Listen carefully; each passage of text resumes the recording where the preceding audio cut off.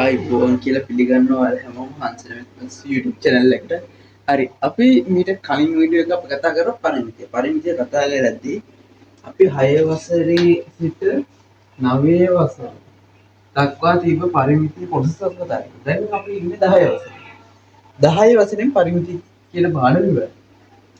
ඒ level පරිමිතිය කියලා කොටස් තියෙනවා. ඒ ලෙවල් වල වැඩි පාවිච්චි වෙන්නේ නැහැ. මොකද ඒ ලෙවල් වල කරන්නේ ඕ ලෙවල් වල තිබ්බ කොටස් තවත් ටික සංකීර්ණ කරලා තමයි ඒ ලෙවල් වලට එන්නේ.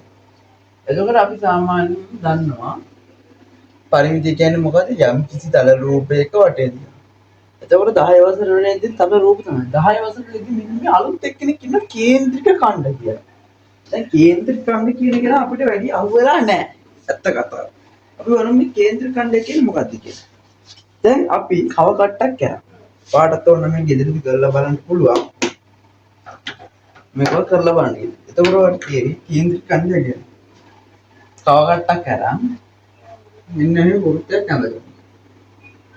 අන්නව අපි දන්නවා මෙන්න කව කට්ටේ උඩ තියෙන තැන ඉඳන් මෙන්න මේ වෘත්තේ තියෙන්නේ. මෙන්න මේ වෘත්තේ පරිධියට රේඛාවක් යනවා මෙයා අරය කියලා දන්නවා. පැහැදිලිද?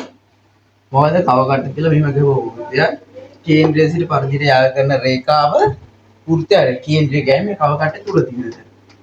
එතකොට අපි දන්නවා කේන්ද්‍රයේ සිට ඕනෑම විදිහම දැන් මෙහෙමද කියනවා මේකත් අරයක්. දැන් එකම කේන්ද්‍රයක් තියෙනවා. මේ කේන්ද්‍රය O කිව්වොත් මෙයා A B AB C කියමු මෙන්න මේ ළඟ C කියමු.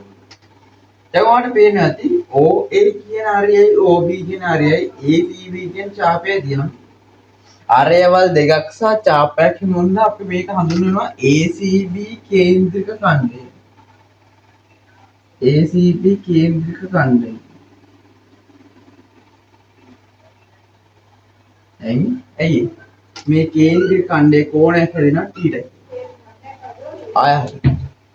වෘත්තයක මෙවන් අර දෙකක් තියෙනවා වගේ මෙවන් ඡාප දෙකක් තියෙනවා. අරවල් දෙකක් තියෙනවා ඡාප දෙකක් තියෙනවා. එතකොට අරවල් දෙකක් තියෙනවා කියන්නේ අනිවාර්යෙන් කෝණයක් හැදෙනවා. අපි සාමාන්‍යයෙන් කෝණය θීටා කියලා හඳුන්වනවා.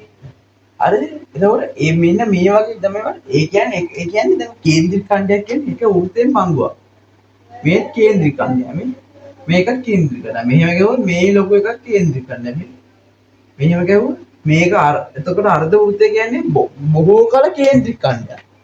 අර්ධ වෘත්තය කියන්නේ කේන්ද්‍රික ඛණ්ඩය. දැන් ඒ කියන්නේ සරලව ගත්ත කේන්ද්‍රික ඛණ්ඩය කියන්නේ වෘත්තයෙන් පංගුවක්. ඒ කියන්නේ මහා වෘත්තයෙන් පංගුවක්. හරි. පංගුව වෙන්නේ මෙන්න මෙහෙම. ඔය අච්චුපතේ වගුවක් දීලා ඇති කේන්ද්‍රික කෝණයේ අංශක 90 නම් කොහොමද අංශක 120 නම් කීයෙන්ද කියලා ඒව අපිට අදාළ නැහැ. හරිද? ඒ අච්චුපතේ වගුව අදාළ නැහැ. අපි හොයමු කේන්ද්‍රික ඛණ්ඩයක පරිමිති වල සූත්‍රයක් තියෙන. ඒ සූත්‍ර දැනගත්තාම හොඳටම කේන්ද්‍රික ඛණ්ඩයක පරිමිතිය. ඛණ්ඩයක පරිමිතිය. ඔය අච්චුපතේ තියෙනවා 360න් 90යි කියන අතට එකයි 360 1 3 ඒ කියන්නේ වෘත්තයෙන් පංගු දීලා තියෙනවා. හරිද? අපිට මෙයාලා සූත්‍රයක් දීලා තියෙනවා මෙන්න මේ සූත්‍රය. 2πr වැඩි කිරීම 360න් අංශක θ ධන 2යි. ඒ මොකද කියලා මම කියලා. දැන් මේ සූත්‍රයක් තියෙනවානේ. දැන් එතකොට මේ වෘත්තයක් ගත්තම වෘත්තයේ මෙන්න මේ දෙකක් තියෙනවා. අපි හිතමු මෙහෙම එකක්. මෙයත් R ACB කියලා. ඔන්න කේන්ද්‍රික ඛණ්ඩයක්. මෙයා ටීටන් අපි දැන් තියෙනවා. එතකොට මට කියන්න මෙන්න මේ ACB කියලා දිනවනේ.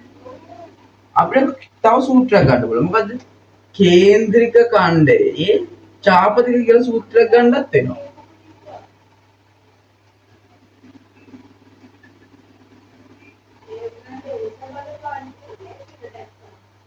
කේන්ද්‍රික ඛණ්ඩයේ ඡාපදික එකට මෙන්න මෙහෙම සූත්‍රයක් මෙයාලා දීලා තියෙනවා.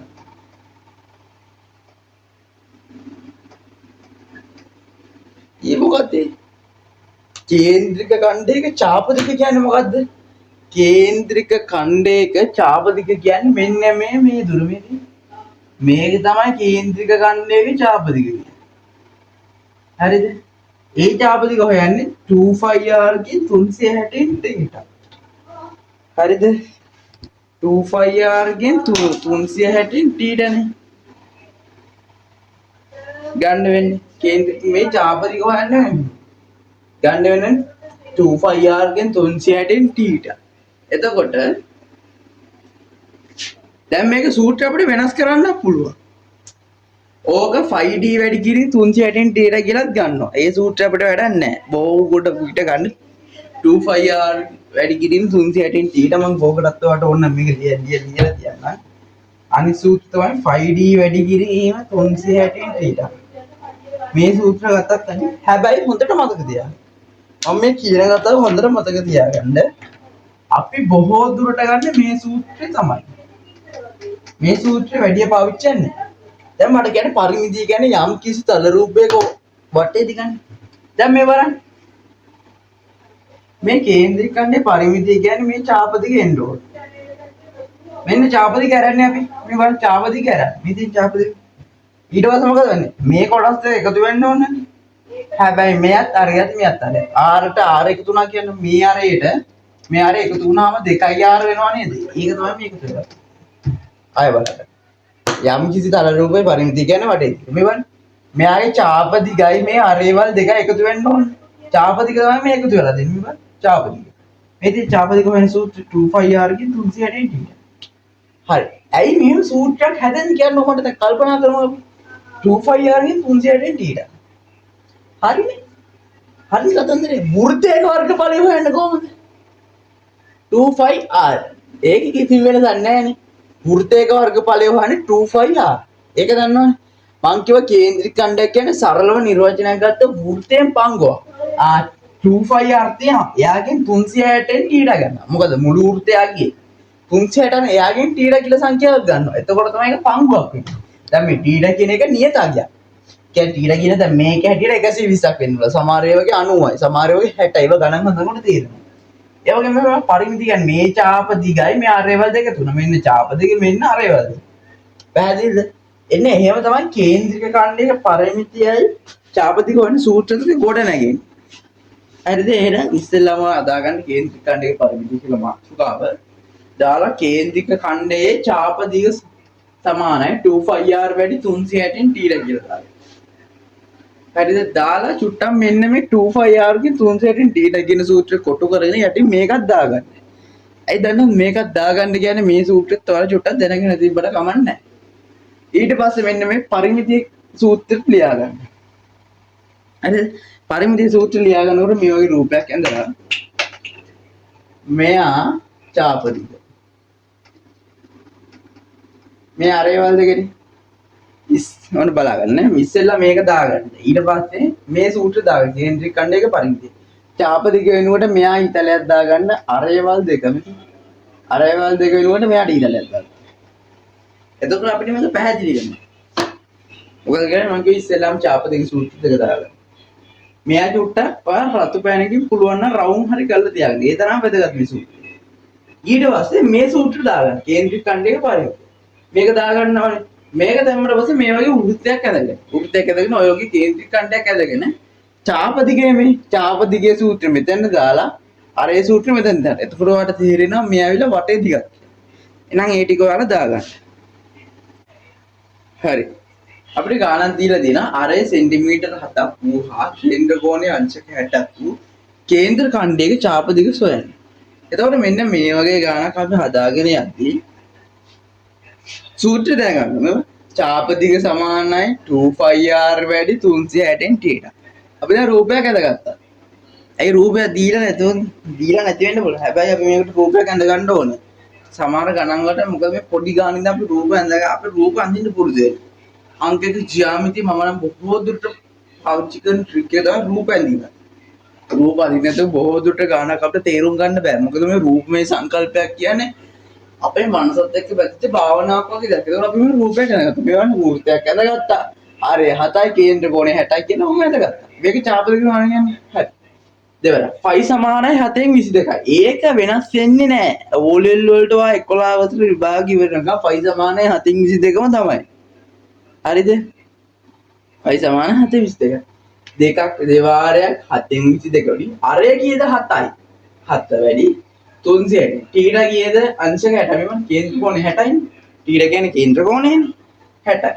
මේ බලන්න මේකේ කැපෙනවා තියෙනවා 7ට 7 කැපෙනවා. බිඳුවට බිඳුවයි 6 වාරක් එකයි 6යි 6න් එකයි මෙතන ආයෙ කැපෙනවා දෙවාරයක් එකයි දෙවාරයක් තුන 22 බෙදියු තුනක් තමයි මේක අපිට චාපදිය කියලා ඉන්නේ.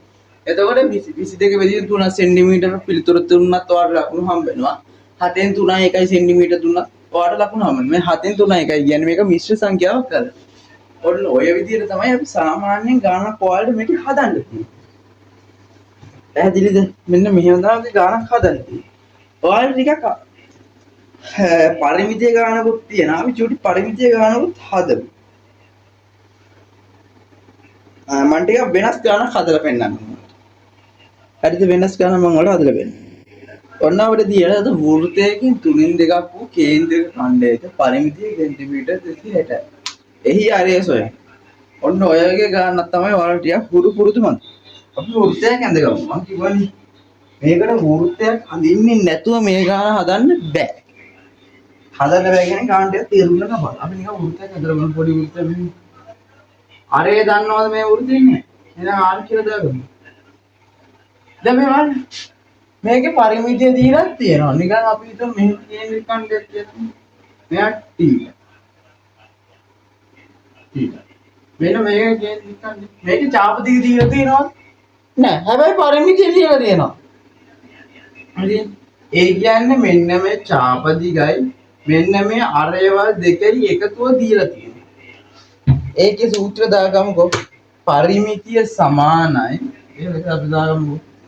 පරිමිතිය සමානයි 2πr වැඩි 360න් θ ධන 2යි. හරි? පරිමිතිය කියන්නේ මේ අරයවල් දෙකයි චාපදිගයි. එතකොට මෙයාලා දීලා තියෙනවා මේ අරයවල් දෙකයි චාපදිගයි එකතු වුණාම සෙන්ටිමීටර් 260යි. ඒ කියන්නේ මේ සූත්‍ර සමාන වෙන්නේ නැද්ද සෙන්ටිමීටර් 260ට? සෙන්ටිමීටර් 260ට මේ ටික සමානයි. අයියේ මේක අරයවල් දෙකයි චාපදිගයි එකතු වුණාම සෙන්ටිමීටර් 260යි. එහෙනම් අපි දාමු සූත්‍රය. දෙවාරයක් 7න් 22 වැඩි. අරය දන්නවද නැහැ. වැඩි. 360න් θ කියන්නේ. මේ වෘත්තයකින් 3න් 2ක් මකුණා මොකද කියන්නේ? එතන වාට තේරෙන්න ඕනේ වෘත්තයකින් 3න් 2ක් කියලා මෙයාලා අදහස් කරලා තියෙන්නේ මොකද? පංගුවක් නේ. මං කියව කේන්ද්‍රික ඛණ්ඩය කියන්නේ වෘත්තයකින් පංගුවක්. වෘත්තයකින් පංගුවක් තමයි කේන්ද්‍රික ඛණ්ඩය කියලා අපිට මෙයාලා කියලා තියෙනවා. පැහැදිලිද? වෘත්තයකින් පංගුවක්. එතකොට මේ වෘත්තයකින් 3න් 2ක් කියන්නේ මොකද්ද? 3න් 2 ධන 2යි. ඔන්න ඔහම තමයි ඔක හැදෙන්නේ. ඇයි? එතකොට තීටා දැන් ප්‍රශ්න මාලාවේ ප්‍රශ්නයක්. එතකොට තීටා නැහැ. තීටා කියලා ගන්නේ දැන් මෙහෙම තීටා. දැන් 360න් තීටා කෝණය 120යි. නේ? එහෙනම් අපිට නම් 3න් එකක් කියලා. අන්න ඒ මේ සංඛ්‍යා දෙක බෙදෙන භාගය තමයි මෙතන 3න් 2ක් කියලා තියෙන්නේ. එතකොට අපිට මේකයි තීටා දදලා දාන්නේ මේ භාගය කෙලින්ම දාන්න පුළුවන්. මොකද ඒ 360න් තීටා කෝණය දීලා එනකොට දැන් මේක චුට්ටක් සුළු කරලා දීලා සරල කරලා දීලා මේ පේනවද? එතකොට අපිට 3න් 2 දාපු ගමන් සූත්‍රය හදා ගන්න පුළුවන්. 260යි. මම මේ සූත්‍රය සුළු කරගන්නවා. මේක කැපෙන්නේ නැහැනේ මේක. මේ පැත්තට කැපෙන්නේ නැහැ මේ පැත්තට කැපෙන්නේ. දෙවාරය 22 44යි 44 දෙකෙන් වැඩි කරාම 88යි. r 7 වාරයක් තුන 21යි. ධන 2යි. ඔහොම සූත්‍රය මේක මෙහෙම වැඩක් කරන්න පුළුවන්. ඊට වඩා ලේසි අපිට මේක භාග වලින් ගන්න. දැන් මෙතනින් එහාට පියවර යන්න අපිට මොකද කරන්න වෙන්නේ? මෙතන මම ගන්නවා භාගයෙන්. මේ පැත්තේ 21යි මේකේ හරය සමාන කරන්න මේකත් 21කින් වැඩි කරනවා මේකේ උඩත් 21කින් වැඩි කරනවා. මෙයා 21 කරන්න මම මෙයාගේ 21 කරනවා. එතකොට හරය සමානයි. හරය සමාන වුණාම භාගය එකතු කරන්න පුළුවන්. එතකොට මෙයාගේ හරය සමාන වන්නේ මේ යට 21 වැඩි කරලා උඩත් 21 වැඩි වෙනවා. එතකොට 260 සමානයි මොකද 88යි r බෙදීම 21 ධන දෙවාරයක් එක 2යි දෙවාරයක් 2 44යි දෙවාරයක් 4යි r 21 එහෙනම් අපිට 260 සමානයි 21කින් 88යි 42යි එකතු 8යි 2යි 10යි 1යි 8යි 12යි 13යි 130යි හරිනේ 88යි 8යි 2යි 10යි 1යි 8යි 12යි 13යි මේවා හරේ සමාන වුණාම මේක ලවය එකතු කරන්න පුළුවන් නේ එහෙනම් අපිට නම් 260 සමානයි 130 r බෙදීම 21 නේ දැන් මට කියන්න 130 r ගෙන් වැඩි වෙලා බෙදිලා මොකද්ද වෙලා තියෙන්නේ 130 r ගෙන් වැඩි වෙලා බෙදිලා නම් මෙයාගේ පරස්පරය ගන්න පුළුවන් නේ පරස්පරය කියන්නේ අනිත් පැත්ත මොකද්ද බෙදුන්නේ මොකද්ද 21 ඌ වැඩි කරන්නේ බෙදුන එක වැඩි කරන්නේ එච්චරයි මේකේ තියෙන්නේ පරස්පරය මොකද කියන්නේ බෙදුන එක වැඩි කරා වැඩි කරපු එක බෙදුවා එතකොට අර ඉතිරියනවා මෙන්න මේ ට්‍රික් එක වඩා ගන්න පරස්පරයෙන් වෙන්නේ මොකද්ද ඒකේ අනිත් පැත්තට දැන් මම 130 r ගේ වැඩි වුණොත් 130 බෙදෙනවා 21 බෙදුනේ එහෙනම් 21 වැඩි වෙලා තියෙනවා නේ එතකොට මේ බින්දුව 13 වරක් එකයි 13 වරක් දෙකයි ඕනි 13 වරක් දෙක 26 නේ එතකොට අපිට එනවා පිළිතුරක් දෙවාරයක් එක 2යි දෙව 42යි අර එනවා සෙන්ටිමීටර් 42යි අර ආයි බලන්න ගාන චූට්ටක් දිග ගාන දැන් මේ ගානේ අපිට කියලා තියෙනවා වෘත්තයකින් තුනෙන් දෙකක් වූ කේන්ද්‍රික ඛණ්ඩයක පරිමිතිය 200යි. ඒ කියන්නේ චාප දිගයි මේ අරේවල් දෙකයි එකතු වුණාම චාප දිගයි අරේවල් දෙකයි එකතු වුණාම මේ 200ට එනවලු. ඔය පරිමිතියනේ. අපි කියන්නේ බලන්න පරිමිතිය සමානයි 2πr වැඩි 360 θ ධන 2යි. ඔය සමාන ගුරුන් කියලා දෙනවා θ වෙනුවට අදාළ කේන්ද්‍රික කෝණය ගන්න කියලා ඒත් කවන්නේ නැහැ. නමුත් අච්චුපදේ තියෙන t ට කියලා. අපි අච්චුපදේ අනුව යන්. එතකොට අපිට කියන්න පුළුවන් මෙහෙම. දැන් මේ පරිමිතිය කියන කෙනා 260 නම් 260 මේ කොටසට සමාන වෙන්න බෑ. ඉතින් පරිමිතිය 260යි නම් මේ කොටස සමාන වෙන්න පුළුවන් නේ. එහෙනම් 260 සමානයි දෙවාරයක් 5 7න් 22යි. 5 කීයද 7න් 22යි. අරේ දන්නේ නැහැ. දැන් මේ 360න් t ට 3න් දෙකක් ආවේ කොහොමද? මම මුලින්ම කිව්වා වෘත්තයක් කියන්නේ වෘත්තයක කේන්ද්‍රික ඛණ්ඩයක් කියන්නේ වෘත්තයෙන් පංගුව. මෙයා අපිට t ට වෙනුවට පංගුව දීලා. එතකොට ඉතින් කෙලින් 3න් 2 දැන් 2යි යා ගන්න. මේ බලන්න දැන් 260යි. දැන් මේ ටික බලන්න මේ පැත්තේ කැපෙනව තියනවා බලන්න මේ කැපෙනව නැහැ. එතකොට 2 22කින් වැඩි වුණාම 44යි. අන්න ඒ 44 ආය 2 වැඩි වුණාම 88යි. ආ 7 වාරයක් තුන 21යි. ධන 2යි යා. දැන් මෙතන සුළු කරගන්න මම මොකද කළේ? අපි කලින් ඉගෙනගෙන තියරියක් විදිහට මෙයාගේ හරය සමාන කරා. මේක භාග දෙකක් කරලා හරය සමාන කරා. මෙයාගේ 21යි මෙයාගේ 1යි. මේ පැත්ත හරය සමාන කරන්න 21කින් වැඩි වෙනවා. එතකොට යටත් 21කින් වැඩි වෙනකොට උඩත් 21කින් වැඩි වෙනවා. 1 21කින් වැඩි වෙනවා 2යි r 21කින්. 260 සමාන 21කින් 88යි. 21කින් 42යි r. දැන් මොකද කරන්නේ? හරය සමාන නම් මේ දෙන්නේ කරපුවා මේ 21යි මෙයාත් 21යි. එහෙනම් හරය සමාන. අපිට නෝ 260 සමාන 130යි r බෙදීම 21යි. දැන් අපිට r හොයාගන්න ඕනේ. මේ දෙන්නම අනිත් පැත්තට ගෙනිච්චොත් ඒ කියන්නේ 130යි 21යි අනිත් පැත්තට මොකක් හරි ක්‍රමයකින් ගෙනිච්චොත් r හොයාගන්න පුළුවන්. මම ඒ ක්‍රමයට පරස්පරය කියලා කියනවා. පරස්පරය කියන්නේ මේ පැත්තේ 130න් වැඩි වෙන හින්දා මේ පැත්තට 130න් බෙදන්න පුළුවන්. මේ පැත්තේ 130න් බෙදලා තියෙන මේ පැත්තේ 130න් වැඩි වෙලා තියෙන හින්දා 130න් බෙදන්න පුළුවන් අනිත් පැත්තේ. මේ පැත්තේ 130න් බෙදලා තියෙන හින්දා අනිත් පැත්තේ වැඩි වෙන්න පුළුවන්. 130 21 බෙදනකොට මේකේ මොකද්ද කරන්නේ? පරස්පරය කියන අනිත් පැත්ත මාරු කරනවා මේ 21 වැඩි කරලා 130න් බෙදලා මේ 130 ඒව 1යි 130 ඒව 2යි. එතකොට දෙපාර 22 සෙන්ටිමීටර 42. ඔන්න ඔහොම තමයි මේක පරිමිතිය ගණන් ටික ගණන් පරිමිතිය කේන්ද්‍රික ඛණ්ඩ වල පරිමිතිය සෙවීමේ කොටස පෙරේ. ඒ ටික විතරයි තියෙනවාට තව එක නැහැ. හරිද? මම එතකොට ඔයාලා අභ්‍යාස කරන්න බලන්න. දැන් මම මේ ටික කියලා දුන්නානේ. ඔයාලා අභ්‍යාස කරන්න බලන්න. මම අභ්‍යාසයේ ගණන් හදන විදිය තවත් වීඩියෝ එකකින් ගේනකම් ඔයාලා හැමෝටම සුබ දවසක්.